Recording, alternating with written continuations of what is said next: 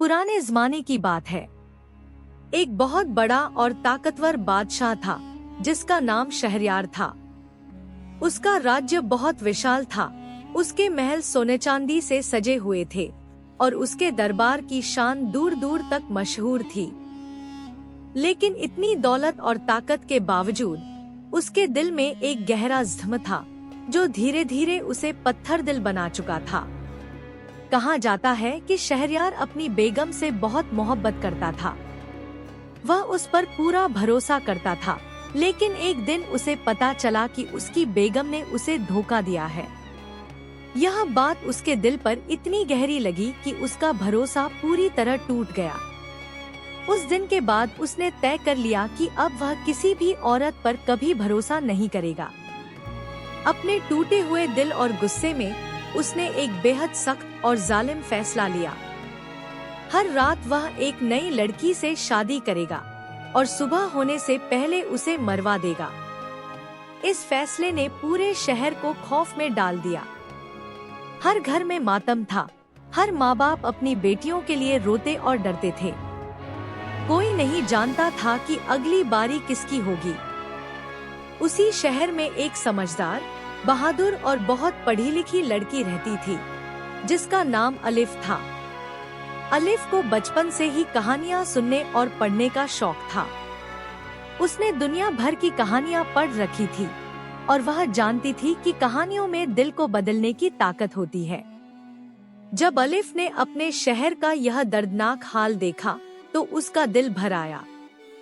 उसने ठान लिया कि वह इस जुल्म को खत्म करेगी, चाहे इसके लिए उसे अपनी जान ही क्यों न देनी पड़े। एक दिन वह अपने पिता के पास गई और बोली, अब्बा, मैं बादशाह शहरयार से शादी करना चाहती हूँ। उसके पिता यह सुनकर घबरा गए। उन्होंने अलिफ को बहुत समझाया, रोका, डराया, लेकिन अलिफ अपने फैसले पर अडिग रही। आखिरकार मजबूर होकर उसके पिता ने उसकी शादी बादशाह से करवा दी। शादी की रात आई। महल में चारों तरफ रोशनी थी, लेकिन माहौल में एक अजीब सा डर और खामोशी थी।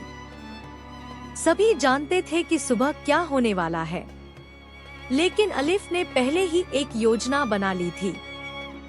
उसने अपनी छोटी बहन दुनियाजाद को भी अपने साथ महल में बुला लिया और उसे समझा दिया कि उसे क्या करना है। जब रात गहरी हो गई और सब कुछ शांत हो गया, तो दुनियाजाद ने धीरे से कहा, दीदी, अगर इजाजत हो तो मुझे कोई कहानी सुना दीजिए। बादशाह भी वहीं मौजूद था और उसने भी इस बात में दिलचस्पी दिखाई। अलिफ मुस्कुराई और उसने एक बेहद दिलचस्प कहानी सुनानी शुरू की। उसकी आवाज में ऐसा जादू था कि हर शब्द दिल में उतरता चला जाता था। कहानी में रोमांच था, रहस्य था और ऐसा आकर्षण था कि बादशाह भी खुद को उसे सुनने से रोक नहीं पाया।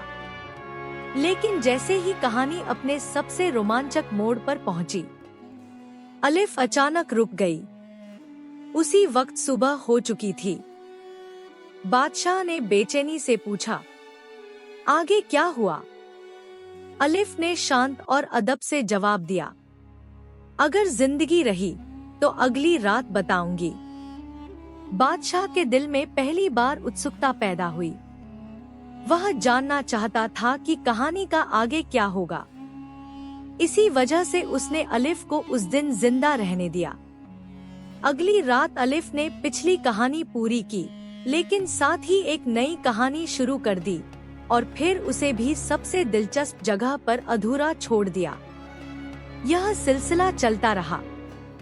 हर रात एक नई कहानी, हर सुबह एक अधूरी बात।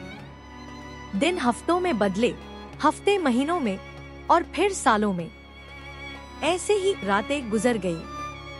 अलिफ ने सिर्फ कहानियां ही नहीं सुनाई, बल्कि बादशाह के दिल को भी बदल दिया।